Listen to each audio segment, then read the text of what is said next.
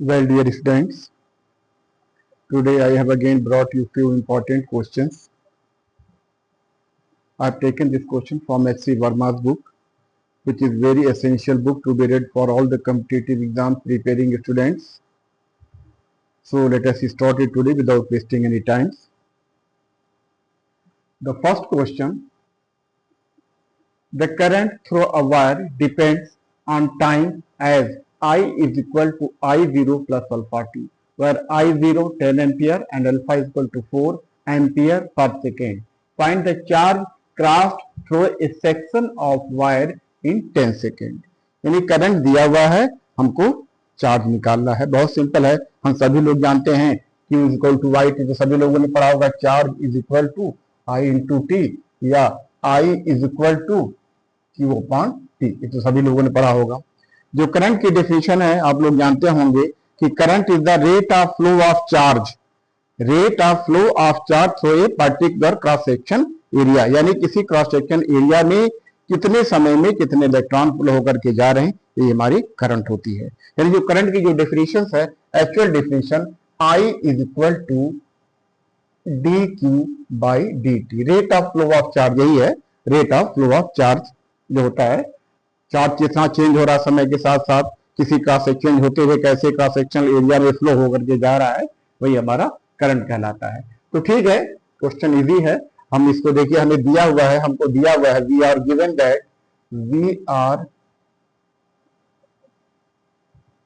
That क्या दिया हुआ है, I is equal to I0 plus alpha into T. यानी आई का जो वेरिएशन करंट के साथ है, यानी टाइम के साथ साथ करंट हमारी क्या कर रही है, वेरी कर रही है. तो this I is equal to I0, alpha I0 की वैल्यू दी हुई है, अल्फा की वैल्यू दी हुई है, और टाइम हमें दिया हुआ है 10 सेकेंड. यानी शुरुआत से लेकर के जब हमने शुरू किया तो 10 सेकेंड के अंदर उस पर कितना चार्ज फ्लो होगा. क्योंकि आप जानते हैं चार्ज जो है एक फंडामेंटल क्वांटिटी है, intrinsic property of the matter है. इसको हम ना तो क्रिएट कर सकते हैं ना डिस्ट्रॉय कर सकते हैं, सिर्फ इसको हम एक जगह से दूसरी जगह ट्रांसफर कर सकते हैं, एक बॉडी से दूसरी बॉडी में ट्रांसफर कर सकते हैं. यानी charge can neither be created not destroyed, it can just be transferred from one point two another point. ये है इसका चार्ज का कंजर्वेशन का लॉ है. और करंट में ही होता भी है कि करंट हम एक्चुअली में चार्ज जनरेट नहीं होता है, बल्कि चार्ज फ्लो होता है ड्यू टू पोटेंशियल डिफरेंस जब हम बैटरी में लगाते हैं. तो ठीक है, we are not bothered about all this thing. हम सीधे अपने प्रश्न पे आते हैं. I is equal to I0 plus alpha d t. तो जो I की जो डेफिनेशन है, as per the definition of electric current, d q upon d t. This implies that d q is equal to I into d t. I into d t. देखिए, हमें इसमें physics में mathematics बहुत है, बहुत importance mathematics है. वैसे जो भी आपने मैथमेटिक्स पढ़ा होगा हाई स्कूल से लेकर के इंटरमीडिएट तक सबका है. जो मैथ के बच्चे होते हैं तो आसानी से समझ जाते हैं डिफरेंशिएशन क्या होता है, इंटीग्रेशन क्या होता है, क्योंकि वो सब पढ़े हुए होते हैं. जो नीट के बच्चे होते हैं मैथमेटिक्स चूंकि नहीं पढ़े होते हैं, इसके लिए उन्हें थोड़ा सा मुश्किल होता है. तो ठीक है, मुश्किल कोई बात नहीं, इस पर भी मैं एक वीडियो बनाऊंगा कि किसका किस किस मैथमेटिकल पोर्शन का जरूरत आपके फिजिक्स में पढ़ सकते हैं, जिससे क्वेश्चन आसानी से सॉल्व हो जाए. तो ठीक है, हमें जो दिया हुआ, देखिए ये दिया हुआ है I is equal to d q upon d q is equal to I into d t. ये हमको दिया हुआ है. ये चार्ज है, ये चार्ज रेट, ये डिफरेंस इन द चार्ज है, टाइम के साथ साथ कितना चार्ज चेंज हो रहा है, और ये करंट है और टाइम है, कितने टाइम के लिए हमें कितना डी क्यू चार्ज चेंज हुआ है. तो जो नॉट आई डी क्यू, और हमें डी क्यू है चार्ज है, रेट यानी चेंज इन द चार्ज है, टोटल चार्ज हमको बताना. जो टोटल चार्ज हमें शुरुआत से लेकर के 10 सेकंड के अंदर हुआ है. मान लिया पहले चार्ज हमारा 0 था, जब हमारा टाइम 0 था तो चार्ज 0 था. अब चार्ज हमारा जो है 10 सेकंड में कितना चार्ज फ्लो हो जाएगा, कितना चार्ज फ्लो करके जो है करंट को फ्लो कराएगा जो है. तो ठीक है, कोई बात नहीं, हमें डी क्यू दिया हुआ है, I d t d q is equal to I d t हमने इतना कैलकुलेट कर लिया है. अब हम हेल्प लेंगे मैथमेटिक्स की, और वो है इंटीग्रेशन की. इंटीग्रेशन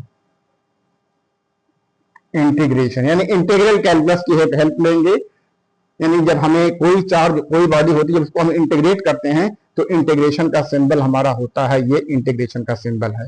तो अब हमें क्या करेंगे, चार्ज पता करने के लिए, क्योंकि ये स्मॉल अमाउंट ऑफ चार्ज है, तो टोटल चार्ज पता करने के लिए मान लिए शुरू में चार्ज जो हमारा टाइम 0 था, जब टाइम हमारा 0 था तो जो चार्ज हमारा कितना था, 0 था। जब टाइम हमारा t हो गया है तो q हमारा हो जाएगा, सपोज कर लीजिए कैपिटल Q हो जाएगा, कैपिटल ये टोटल चार्ज है, total charge that will flow in t times. तो अब देखिए, अब हमें Q पता करना है, टोटल चार्ज पता करना है, इसको इंटीग्रेट करेंगे 0 से लेकर के Q dq is equal to कितना है, ये टाइम है। अब ये इसका रिलेशन टाइम के साथ है, ये 0 to t i into d T. लेकिन आई की वैल्यू हमें ये दी हुई है, आई जो हमको दिया हुआ है, ये जो आई है हमको इस पे आ जाइए, आई हमको ये दिया हुआ है, तो इसको हम लिख सकते हैं इंटीग्रेशन इसके साथ 0 to t i 0 plus alpha T into d t, ये हमारा है।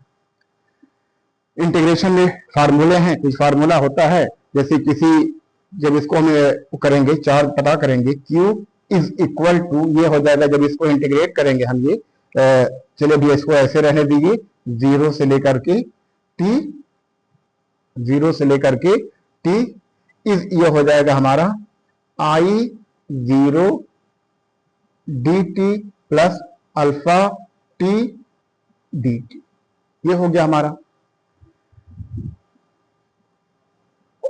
जो डी क्यू हमारा आया है, Q is equal to d q, ये डी क्यू का जब इंटीग्रेशन किया है और हमने लिमिट रखी है, यानी ये जो हमारा आया है 0 से लेकर के Q, ये डी क्यू था, ये हमारा है Q, और इसकी जो लिमिट है 0 से लेकर के Q तक है, ये हमारा हो जाएगा Q, यानी D q by d T हमारा हो जाएगा ये दिस मच। तो ठीक है, ये हमने इसको इंटीग्रेशन करना है, इंटीग्रेशन का एक सिंपल फार्मूला आपको इसमें यूज होगा, उसके बाद आप जो है आसानी से इसको हम निकाल लेंगे।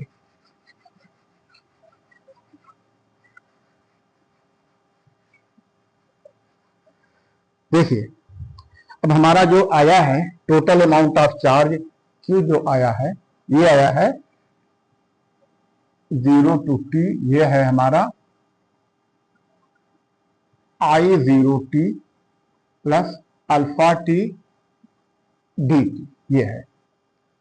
अब इसको हम सेपरेट कर लेते हैं। देखिए, इसमें जो है, यानी इसको हम इस तरह से करेंगे 0 to t I 0 t plus 0 to t alpha T D T, alpha T D T. अब देखिए I0 हमें इसकी वैल्यू दी, यानी ये कांस्टेंट है, कांस्टेंट है, तो सिर्फ इंटीग्रेशन हमारा dt का होगा, और dt का जो इंटीग्रेशन होता है वो होता है t, यानी अल्फा को हम I0 को बाहर ले सकते हैं, I इंटू ये जो उसकी जो वैल्यू होगी, या dt की वैल्यू,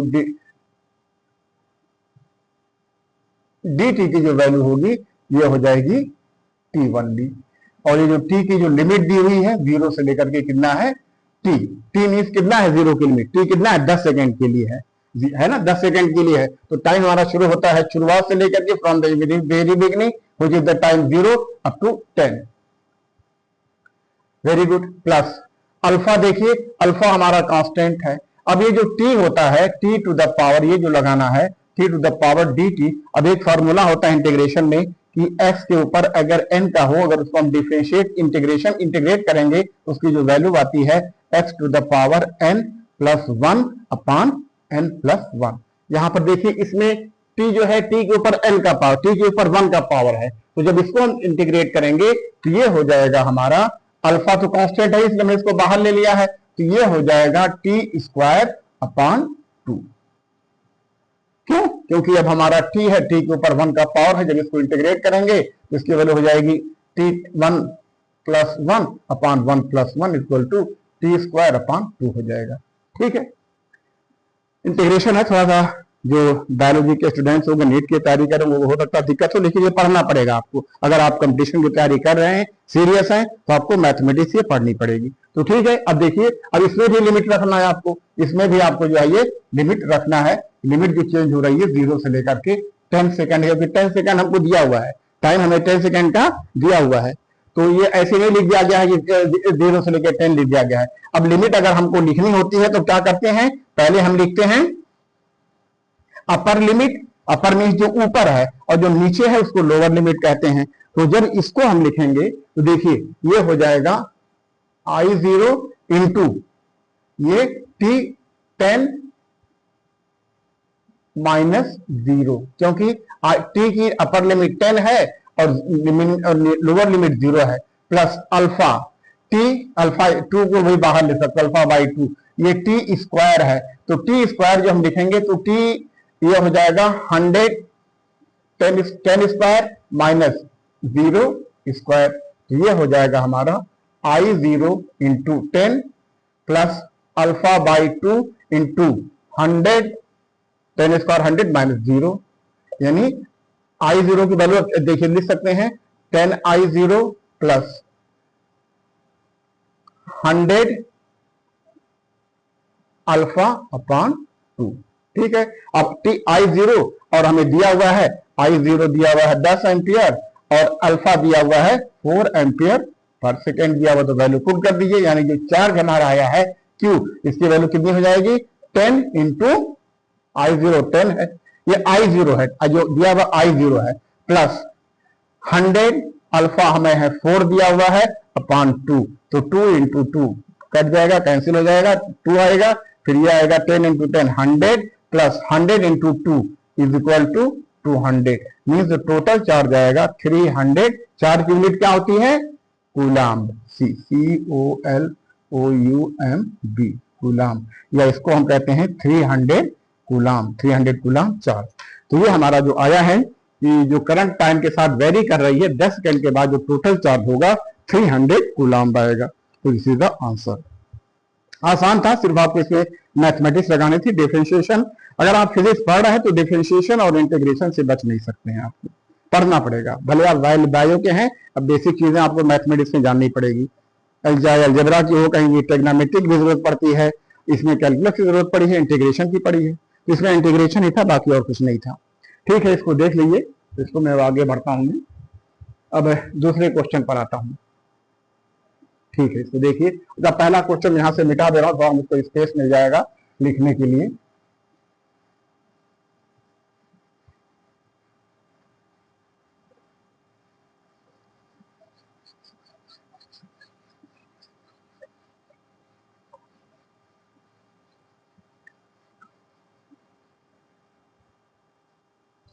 दूसरा क्वेश्चन हमारा है, a current of 1 ampere exist in a CU for copper, ये कॉपर है, आप साइंस के स्टूडेंट हैं, उसका सिंबल मैंने कॉपर का लिखा है। A current of 1 ampere exist in a copper wire of cross section 1.0 mm, उसका क्रॉस सेक्शन एरिया दिया हुआ है 1 mm स्क्वायर है। Assuming 1 free electron per atom, भाई किसी भी मेटल में, किसी भी कंडक्टर में करंट क्यों फ्लो होती है, क्योंकि उसमें फ्री इलेक्ट्रॉन्स होता है। तो इसमें यह दिया हुआ है कि ये अज्यूम कर लीजिए कि एक एटम में एक फ्री इलेक्ट्रॉन है। तो मेटल में तो भैया करोड़ों अरबों खरबों इलेक्ट्रॉन्स ये होते हैं, एटम होते हैं फ्री, तो फ्री इलेक्ट्रॉन भी इसी तरह से बहुत ज्यादा होते हैं, लाखों करोड़ों होते हैं। दिया हुआ है calculate the drift speed of free electrons in wire, the density of copper is 900 kilogram पर मीटर क्यूब, ये दिया हुआ है। हमको इस केस में हमें ड्रिफ्ट वेलोसिटी पता करनी है। तो देखिए, जो ड्रिफ्ट वेलोसिटी होती है, जो करंट फ्लो होती है वायर में, जैसे हमें सप्लाई कहीं से आती है, जैसे ही हमें ऑन होता है फौरन करंट हमारे पहुंच जाती है, लाइट की स्पीड से आ जाती है। लेकिन जो एक्चुअल ड्रिफ्ट होता है मेटल के अंदर, कंडक्टर के अंदर इलेक्ट्रॉन्स का या चार्ज पार्टिकल का, वो बहुत ही स्लो होता है, इतना स्लो होता है कि आप इमेजिन भी नहीं कर सकते हैं। देखेंगे जब आपने ड्रिफ्ट वेलोसिटी कैलकुलेट किया होगा या कुछ लोगों ने पढ़ा होगा, तो जो ड्रिफ्ट वेलोसिटी होती है ये मिलीमीटर पर सेकेंड में होती है। ये जैसे लाइट की स्पीड होती है तो 10 × 10⁸ मीटर पर सेकेंड होती है, बहुत हाई होती है, उसके कंपेरिजन में नेग्लिजिबल है। लेकिन ये ड्रिफ्ट वेलोसिटी ही मेन करंट फ्लो होने का कारण बनते हैं किसी कंडक्टर में। तो ठीक है, चलिए, ड्रिफ्ट वेलोसिटी के लिए वो है, हम लोगों ने पढ़ा होगा जो करंट का फार्मूला होता है, ये जैसे ये पढ़ा होगा I = dq/dt, तो इस पर अब नहीं आना है। अब हमें ड्रिफ्ट वेलोसिटी यानी उसका हमें थोड़ा सा मॉलिक्यूलर इंटरप्रिटेशन देखना है। तो जो हमारी किसी भी कंडक्टर में फ्लो होने वाली करंट होती है वो क्या होती है, NE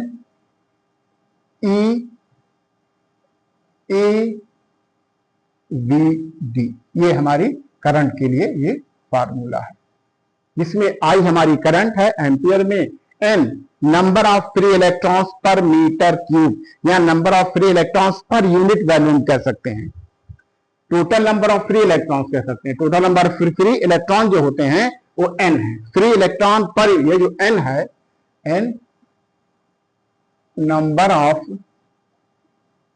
free electron per unit volume, या इसको हम इलेक्ट्रॉन डेंसिटी भी कहते हैं, sometime it is called electron density,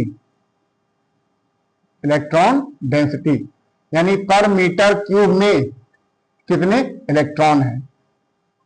और जो ई है, e is the number of charge, ये सब नंबर ई है charge on electron is equal to 1.6 into 10 to the power minus 19 coulomb होती है, लेकिन ये निगेटिव होती है, नेगेटिव पॉजिटिव हमें यहां नहीं लिखना है, ध्यान रहे, क्योंकि हमें पता है चार्ज की वैल्यू लिखनी है, चार्ज की वैल्यू लिखनी है। अलग बात है चार्ज दो प्रकार के होते हैं, नेगेटिव एंड पॉजिटिव, इलेक्ट्रॉन पे नेगेटिव चार्ज होता है, तो ये होता है charge on electron, electronic charge इसको लिख सकते हैं, ये electronic charge. A area of cross section of conductor, area of cross section of the conductor, या जिस कंडक्टर में करंट फ्लो हो रही है उसका एरिया ऑफ क्रॉस सेक्शन है। और ये जो वी डी है यही हमारी है drift velocity, drift velocity, drift velocity ये मीटर पर सेकेंड में होती है। तो ठीक है, हमें सारी चीजें, कुछ चीजें हमको दी हुई है, देखिए करंट दिया हुआ है, हमें दिया हुआ है करंट, करंट जो हमारी दी हुई है यह है 1.0 ampere exist in a copper wire of cross section area, और जो हमें एरिया दिया हुआ है, एरिया अगर हम इसको मान लेते हैं ए, तो इसकी वैल्यू दी हुई है 1.0 mm स्क्वायर, इसको मीटर में mm स्क्वायर मिलीमीटर स्क्वायर में है, इसको जब मीटर में करेंगे तो कितना हो जाएगा ये 10 टू द पावर माइनस 6, या इसको ऐसा लिखिए 1.0 into 10 to the power minus 6 metre square, क्योंकि 1 mm में होता है, कितने मीटर होते हैं 1000 mm होते हैं। तो ठीक है, 1000 मीटर इंटू पावर 3 हो गया। और क्या दिया हुआ है, calculate the drift velocity of free electron, the density of electron, ये अब डेंसिटी दी हुआ है, हमें डेंसिटी जो है कॉपर की दी हुई है, और हमें क्या पता है, अब ए भी हम जानते हैं, ई भी जानते हैं कितना होता है, equal to 1.6 into 10 to power 19 coulomb, ये हमेशा होता है, तो जानते हैं। अब हमें जो दी हुई है डेंसिटी ऑफ कॉपर, कॉपर की डेंसिटी, कॉपर की डेंसिटी दी हुई है, डेंसिटी ये दी हुई है 9000 किलोग्राम पर मीटर क्यूब, ये दिया हुआ है। डेंसिटी को मान लिया हमें डी से रिप्रेजेंट कर रहे हैं, डेंसिटी को रो से रिप्रेजेंट करने में कंफ्यूजन होगा रजिस्टिविटी से, तो ठीक है। तो अब हमें क्या करना है, हमें ये पता करना है कि एन क्या है।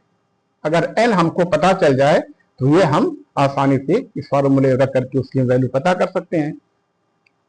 तो एन अब कैसे निकाला जाए, ये एन क्या है, number of free electrons per unit volume, यानी एक यूनिट वॉल्यूम में कितने हमारे पास फ्री इलेक्ट्रॉन्स हैं, ये निकाला जाएगा।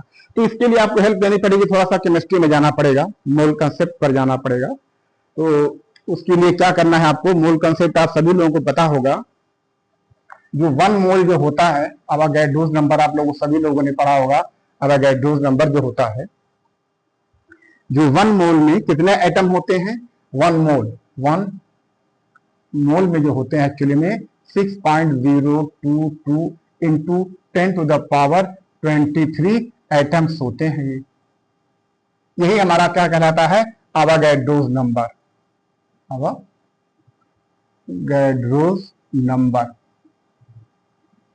नंबर, इसी को शॉर्ट फॉर्म में NA कहते हैं, कैपिटल NA कहते हैं।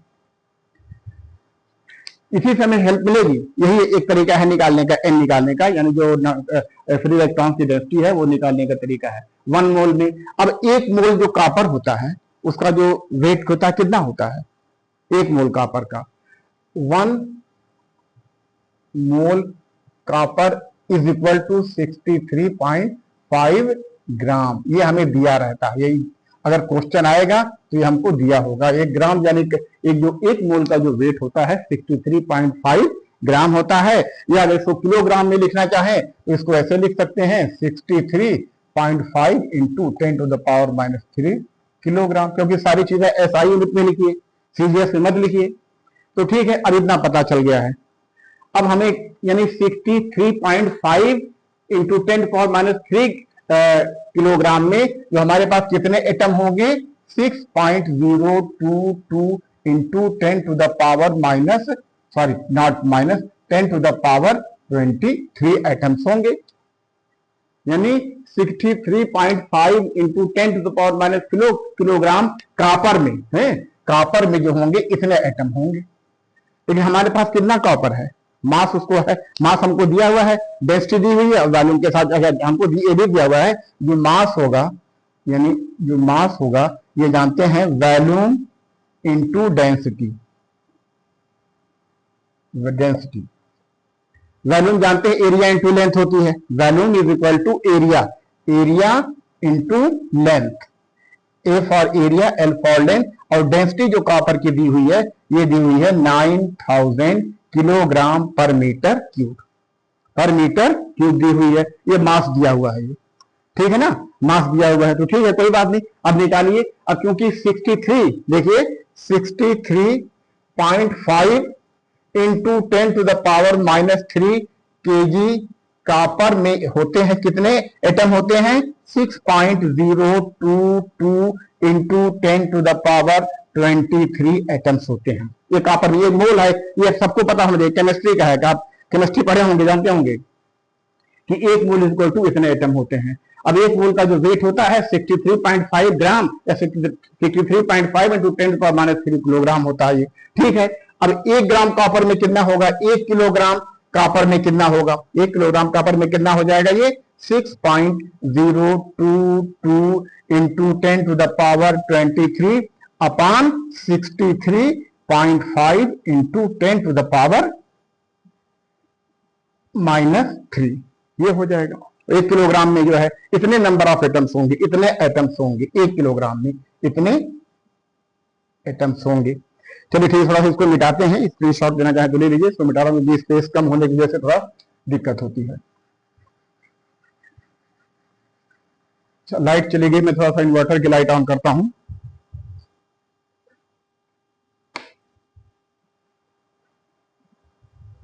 चलिए ठीक है, इतना समझ में आ गया होगा। थोड़ा इसमें केमिस्ट्री का यूज करना है,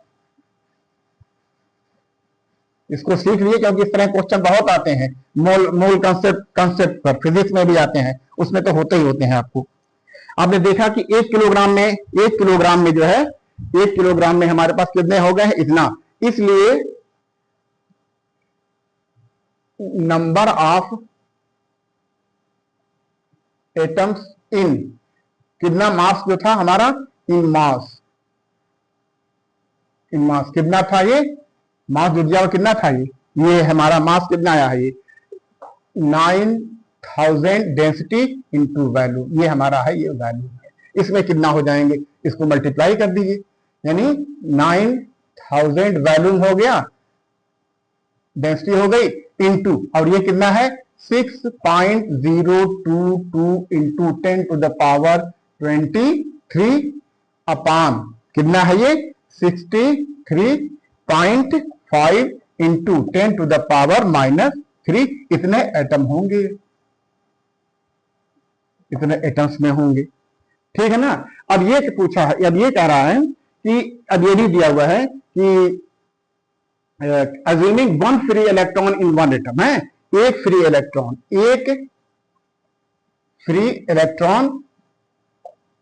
इलेक्ट्रॉन ई, मतलब हमने E for electron in 1 atom, यानी एक एटम में एक फ्री इलेक्ट्रॉन है।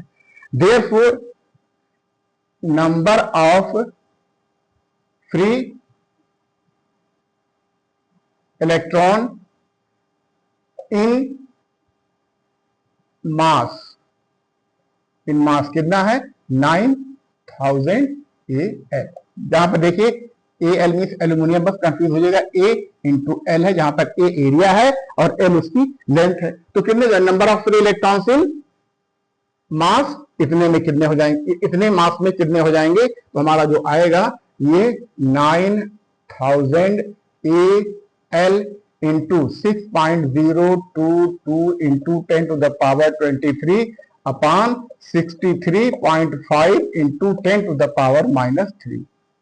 ठीक है ना, ये बात समझ रहे हैं ना। कि देखिए इतने तो हमारे पास एटम हो गए हैं, लेकिन एक ये कहा है कि एक एटम में सिर्फ एक फ्री इलेक्ट्रॉन है, तो जितने फ्री इलेक्ट्रॉन जितने एटम होंगे उतने ही फ्री इलेक्ट्रॉन हो जाएंगे, ये तो समझ रहे होंगे। इन जितने हमारे पास एटम होंगे उतने ही फ्री इलेक्ट्रॉन होंगे, क्योंकि कहा गया बताया गया है कि 1 free electron in 1 atom, therefore number of free electron in mass, इतना मास दिया हुआ है। अच्छा, लेकिन हमें जो n दिया हुआ है, जो n होता है, ये हमारा क्या होता है, number of electron per unit volume, number of electron per unit volume, number of electron या फ्री इलेक्ट्रॉन लिखिए बार बार, free electron in unit volume, यानी इसको वैल्यूम से डिवाइड कर दीजिए, तो n will be equal to 9000 A into L into 6.022 into 10 to the power 23 upon 63.5 into 10 to the power -3 into AL। AL इसलिए क्या गया है, AL ये वैल्यूम है, ये हमारा क्या है, वैल्यूम है, ये भी हमारा क्या है, ये वैल्यूम है। तो वैल्यूम को जब वैल्यूम है तो जब ये वैल्यूम से इसको डिवाइड कर देंगे ये दोनों कट जाएगा, तो हमारा क्या निकल आएगा, number of free electrons per unit volume आ जाएगा। इसको जब कैलकुलेशन करेंगे 9000 into 6.02 into 10 to the power 23 into, जब ये 10 टू द पावर इसको ऊपर कर लिए तो ये भी हो जाएगा 10 टू द पावर 3 अपॉन 63.5 हो जाएगा ये। फिर इसको कैलकुलेट करेंगे, थोड़ा कैलकुलेशन में डिवीजन वगैरह मल्टीप्लिकेशन डिवीजन करना है, तो इसकी जो वैल्यू आएगी, यानी number of free electrons per unit volume n number of per unit आएगी, इसकी वजह से कैलकुलेशन करेंगे तो ये आएगी 8.5 into 10 to the power 28 electrons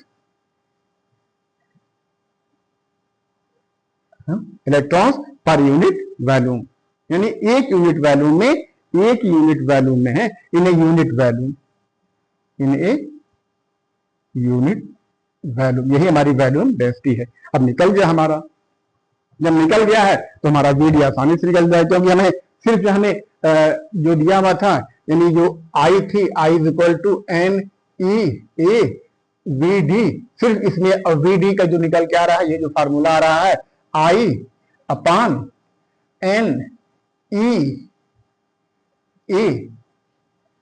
बाकी सारी चीजें हमको आगे देखिए। I हमारा दिया हुआ है, I हमारा कितना है, I is 1 ampere, n is equal to, अभी आपको निकाला आपने 8.5 into 10 to the power 23 electrons per unit volume, और जो E होती है, E is always 1.6 into 10 to the power -19 coulomb, और जो A है ये दिया हुआ है 1.0 mm स्क्वायर या 1.0 into 10 to the power -6 metre square. बस अब सारी चीजें दी हुई है, वैल्यू पुट कीजिए, you will get the result. अब इसमें वैल्यू जो है इसमें पुट कीजिए तो आपको ये मिल जाएगा, यानी जो I हमारा है इसमें देखिए, अब आप देखिए I इज इक्वल टू हमारा कितना है 1 एम्पियर या 1.0 कर दीजिए इसको, n is equal to 8.5 into 10 to the power 28, E की वैल्यू होती है 1.6 into 10 to the power -19 coulomb, और जो एरिया है 1.0 into 10 to the power -6 metre square. जब इसको सॉल्व करेंगे इसकी वैल्यू कुछ आएगी 0.74 इंटू 10 टू द पावर -3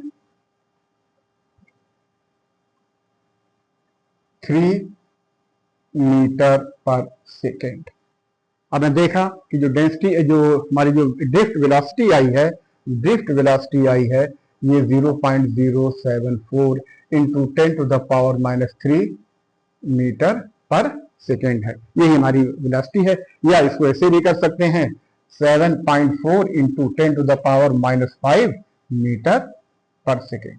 बस ये हमारी ड्रिफ्ट वेलोसिटी है। अब आपने देखा कि ड्रिफ्ट वेलोसिटी कितनी कम होती है, इसकी वैल्यू कितनी होती है, और एक्चुअल में जो करंट फ्लो होती है कंडक्टर में उसकी वेलोसिटी तो 3 लाख किलोमीटर पर सेकंड में होती है। तो कितना कम है ये वेलोसिटी बहुत कम होती है, लेकिन इसी वेलोसिटी की वजह से एक्चुअल में कंडक्टर में करंट जनरेट होती है, करंट प्रोड्यूस होती है ये because of drift velocity. So drift velocity is very important for the production of electricity in a conductor, for the flow of electricity in the conductors.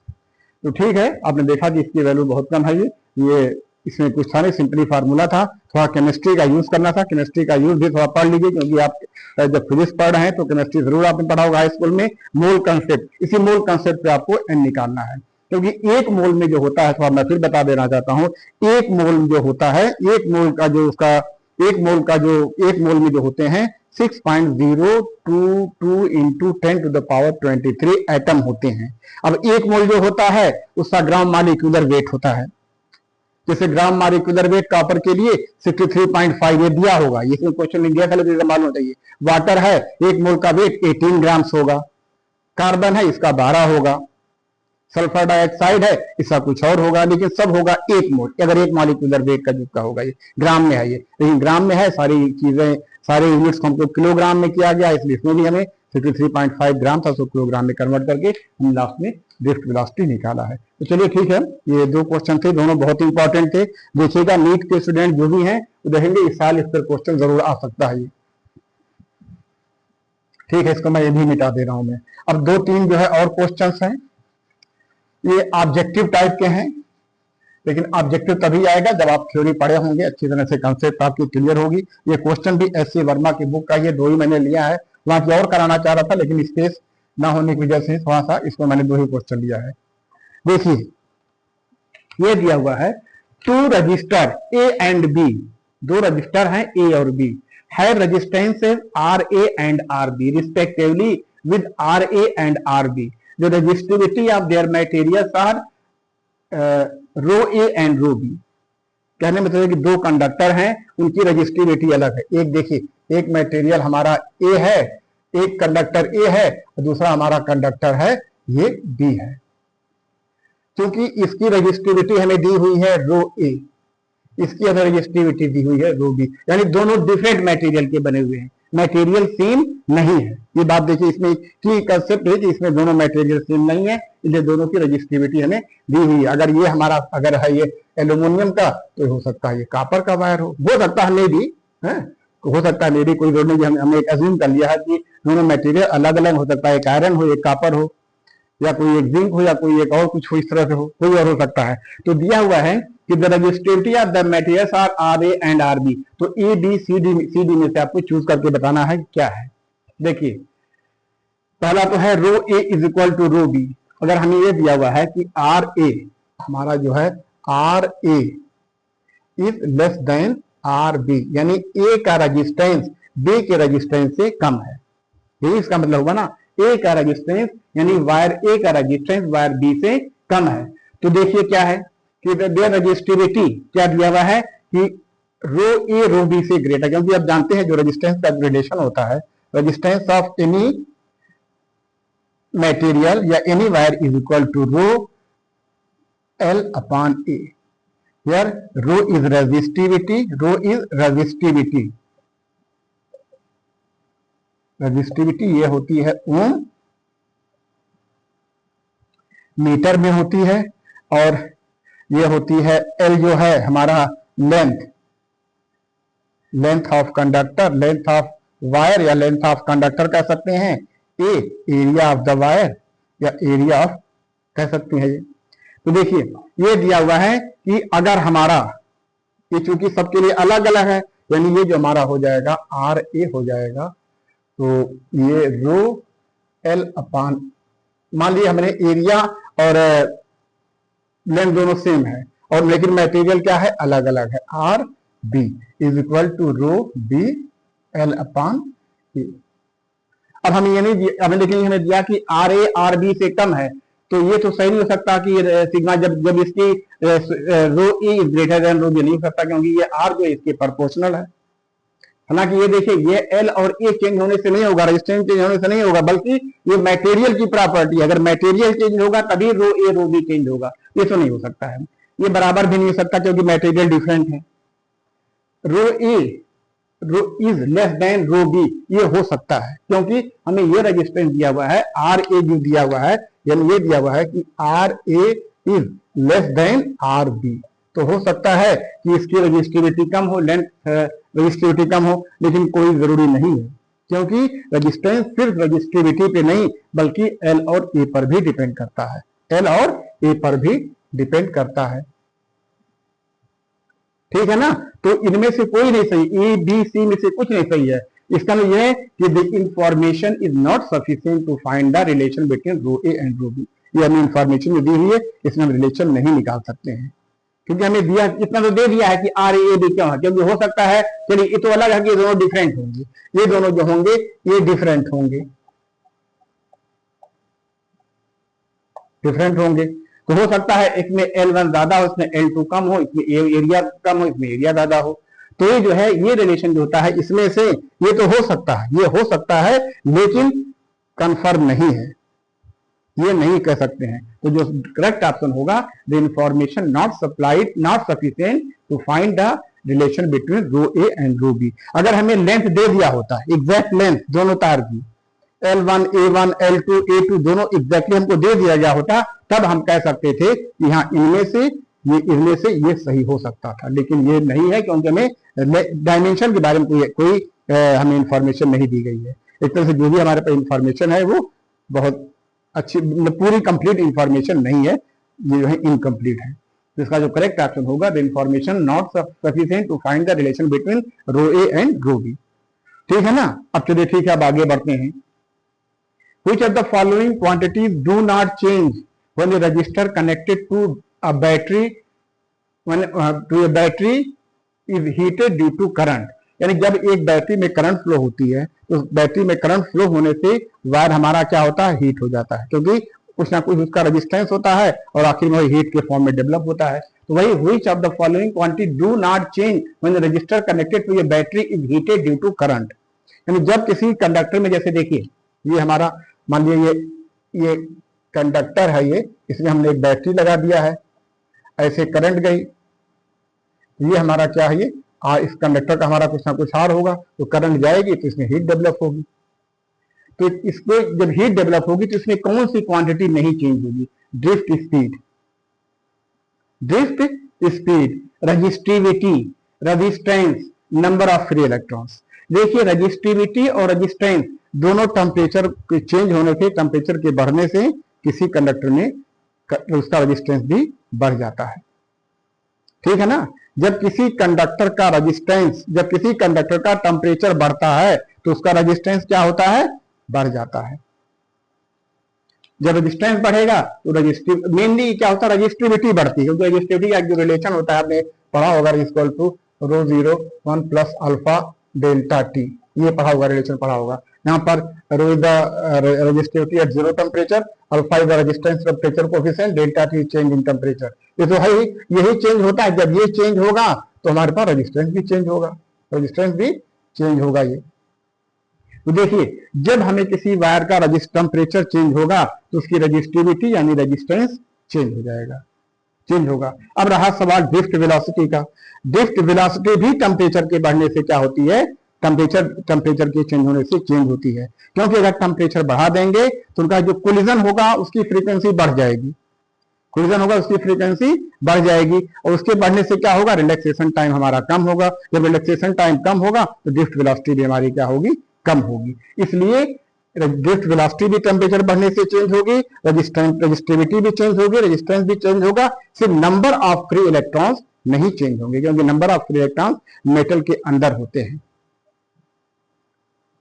उसका जो है ये हमारी थोड़ा सा माइक्रोस्कोपिक कंसेप्ट है।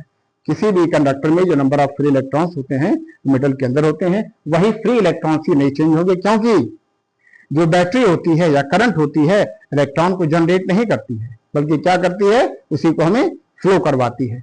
जब बैटरी देते हैं उसी इलेक्ट्रॉन को फ्लो करवाती है, फ्री इलेक्ट्रॉन को फ्लो करवाती है। तो बैटरी को हीट होने से नंबर ऑफ फ्री इलेक्ट्रॉन पे कोई प्रभाव नहीं पड़ेगा, यानी ये नहीं चेंज होगी। बाकी सारी चीजें, ड्रिफ्ट स्पीड भी, रजिस्टिविटी भी, रेजिस्टेंस भी, लेकिन नंबर ऑफ फ्री इलेक्ट्रॉन्स नहीं होंगे। इसलिए ऑप्शन डी जो हमारा है ये करेक्ट है। ठीक है, ये 2-3 क्वेश्चन थे, बहुत ही इंपॉर्टेंट थे। नीट के स्टूडेंट इस पर ध्यान दीजिएगा, ये हो सकता है इंपॉर्टेंट है, इसको थोड़ा सा ध्यान दीजिएगा आप लोग। अब मिटा रहा हूं मैं। ठीक है, थैंक्स फॉर वॉचिंग।